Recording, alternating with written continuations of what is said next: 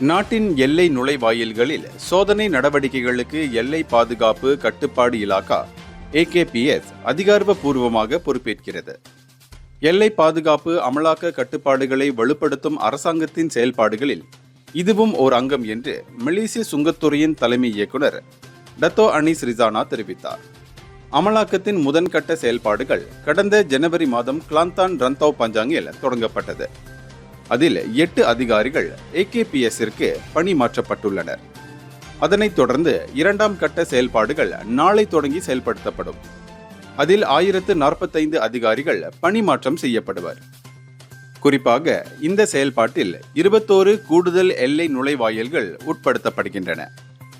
மேலும் இனி நாட்டின் எல்லை நுழைவாயில்களில் நபர்கள், வாகனங்கள், வர்த்தக பொருட்கள் மீதான சோதனை நடவடிக்கைகளை AKPS மேற்கொள்ளும் என்றும் அவர் தமது அறிக்கையில் விவரித்தார்.